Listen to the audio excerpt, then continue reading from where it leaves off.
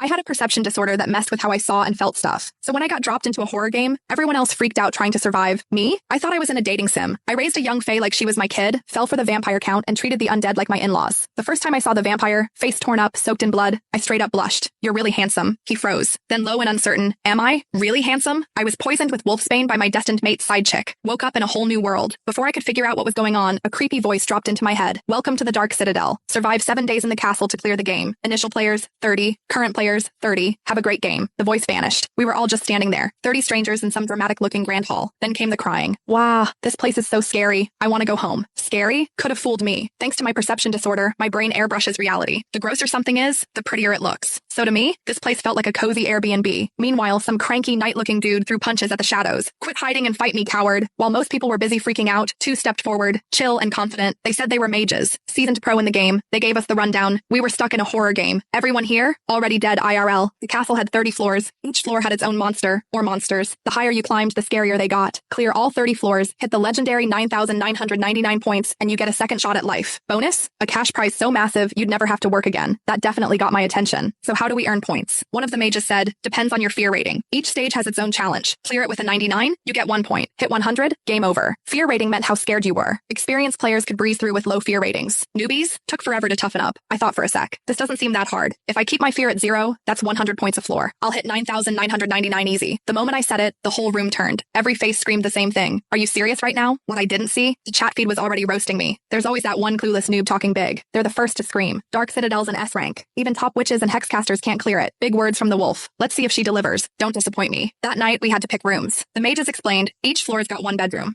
At night, a monster shows up looking like someone close to you, and lives with you, eats with you, sleeps with you. Living with monsters? What part of that isn't nightmare fuel? They didn't even wait. Claimed the first and second floors. Everyone else scrambled for the lowest levels. I got shoved all the way to the top. Didn't you say your fear rating would always be 0? Since you're so tough, enjoy the 30th floor. Let's see if you're just talk. They walked off. Smug as hell. Fine. 30th floor it is. Couldn't see them, but the chat feed was going off again. She's toast. The monster on the 30th floor? That's the final boss. She's not making it till morning. I looked around. Compared to the first floor, this place felt different. Warm tones, soft lighting, like a magazine spread. Honestly, it looked like something out of my dreams. In the real world, I'd had nothing. Slept under bridges, on sidewalks. Winter nights were the worst. So yeah, having a room of my own felt unreal. I walked up to the bedroom door, didn't hesitate at all, knocked hard and shouted, "Hey, I haven't eaten in forever. Feed me or I'm gonna pass out." The chat feed lost it. Is she trying to die? Who knocks like that in a horror game? Something's gonna jump out and eat her. No way she's that calm. She's faking it. I bet her fear rating hits 100 in 3 seconds. Let's watch her die. They just didn't get me. If monsters were supposed to act like family, then yeah, I was gonna treat this place like home. Who walks into their house all, "Hello, is anyone there? Please open the door." Nope. I knocked like I meant it. Click. The doorknob turned and the door creaked open. Cold air brushing my face. Felt like walking into a perfectly air-conditioned room. I looked down, and there she was. A little girl in a red dress. Her face glowed an eerie green. Lips blood red, eyes hollow. She hugged a doll and flashed a perfect 2-white smile. Pale like a porcelain doll. And honestly, adorable. I'd never seen such a cute little girl before. She looked just like a princess from a castle. Then she reached out with an icy hand and grabbed me by the throat. I pulled her into a hug instead, grinning. "You're so cute, like a tiny angel." Then I caught a whiff of blood. I checked her over fast. "Are you hurt? Did someone bad mess with you? Just say the word. I'll handle it." "No, wait, first aid. Where's your kit?" The chat feed lost its mind. What part of that thing screams cute? It's a blood-drenched fae that butchered half the last party. Doesn't matter. She's about to be the next snack. But I couldn't see any of that. To me, she was still my sweet little angel. I carried her into the bedroom, laid her gently on the bed, and started checking her for wounds. "Little cute girls like you shouldn't be out here alone," I said. "But you've got me now. I've got sharp fangs. Took down 5 grown wolves once. You're safe." Somewhere in the middle of that, her grip on my throat slipped. I barely noticed. Maybe I was imagining it, but her empty eyes looked a little less hollow. She fidgeted with her dress, fingers twisting the red fabric. "You really think I'm cute?" I didn't even hesitate. "Of course you're cute. Cutest girl I've ever seen. Having someone like you as family makes me happy." She blushed, cheeks turning pink as she clutched her skirt. "Thank you, Mommy." I blinked. So this is what it feels like to be called Mommy. Coming from someone this adorable kinda melted my heart. Once she was calm and tucked in, that eerie voice returned. "Initial players, 30. Current players, 20. Less than an hour in, and 10 were already gone." I grabbed my phone. The death logs were public. Everyone could see how the others died. A swordsman and a knight had gotten into it over the 3rd floor room. The knight won, stepped inside, then bam. A dragon exploded out, jaws wide, flames flaring. Chomp. Dude was gone, not even a bone left behind. The dragon yawned like it was bored, then slithered back into the pitch black room like it was clocking out for the night. It happened so fast, nobody even blinked. Aside from the 2 mages who'd seen it before, everyone's fear rating shot up past 50. One old guy hit 100 just stepping onto the 10th floor, dropped dead from sheer terror terror. The rest of the deaths were all over the place, but none of it touched me. To me, this place felt like paradise. I'd always been the outcast, thanks to my busted perception. Wolves avoided me, called me a freak, even chucked rocks. The real world? Just filth and rot. For a second, I thought maybe staying here wouldn't be the worst thing. It was late. My eyes got heavy. I knocked out next to the little girl. When I woke up, the air was colder. No lights. Just a shadow moving across the room. Couldn't see his face, but then he spoke. And that voice? Low, smooth, stupid hot. Mia, that wolf actually survived you? She's more interesting than I thought. Mia shot back, cold as ice. Back off, dark blood count. Anyone who survives the 30th floor, I'm keeping her. That vampire's crimson gaze darkened. The air snapped colder. He narrowed his eyes, then flicked his hand. Mia flew like a rag doll, smashing into the balcony glass with a loud crack. He sneered. Growing bold, are you? And who granted you the right to speak to me in such a manner? You really think you're my daughter now? Watching him toss my adorable Mia like that? Yeah, no. I jumped out of bed, full mama bear mode. So you're the jerk who bullied Mia. Time to catch these hands. I aimed a slap straight at his face, then froze midair, and face planted. Hard. That face. Way too handsome. Maybe it was the fall. Maybe the adrenaline. Either way, my nose started bleeding. He stared. Deadpan. From the look on his face, I could practically hear him thinking, is this chick safe to eat, or is she gonna kill my brain cells? I scrambled up, starry-eyed. Babe, you're really handsome. Chat feed blew up. Girl, what? That's dark blood count, rotting face, shredded body, and she's calling him handsome? Final boss of Dark Citadel. Nobody's made it out alive. Everyone braced for the snap. Neck style. That was always how this ended. But then, a faint blush bloomed on his blood-stained face. Chat feed. Hold up. Is he blushing? That's creepy. Wait, why is this kinda adorable, though? Adorable? Are y'all blind too? Dark blood count stepped closer, voice low and sharp. Open your eyes. You seriously think I'm handsome? I stroked my chin, eyes trailing down, and the second I saw that sculpted chest and porcelain white skin, boom, nosebleed. Again, you're not just handsome. His eyes darkened. Fangs slid out at the edge of his mouth. You're tall, hot, with crazy fair skin. You're like dream guy overload. I went all in. He blinked, totally thrown off. Before he could snap out of it, I grabbed his collar, shoved him onto the bed, and cupped his face. If you weren't this good looking, I would have slapped you by now. His eyes went wide, stunned. That dazed, innocent look? Yeah, I was living for it. Thank God this game tracked fear, not heart rate. No way anyone could stay chill looking at that face. While I was still admiring the view, Mia, fully reassembled, flew in and kicked his head into the ceiling. Then she curled into my arms, sniffling. Mommy, Mia hungry. Feed me. My heart turned to mush. I hugged her. Okay, baby, I got you. Cooking was the one thing I actually had down. They cleaned their plates like it was the best meal they'd had in years. After dinner, I told them to do the dishes, and they actually did. No arguing, no drama. I crashed on the couch, munching fruit and watching a horror flick when I heard them talking in the kitchen. She talks a lot, but honestly, not bad. If she keeps cooking, might be worth keeping her. What about those two? If they show up tomorrow, won't they be pissed we didn't eat their stuff? That slop? I'm 90% sure they're trying to poison us. They say one word. I'll end them. After our showers, we hit a snag. Only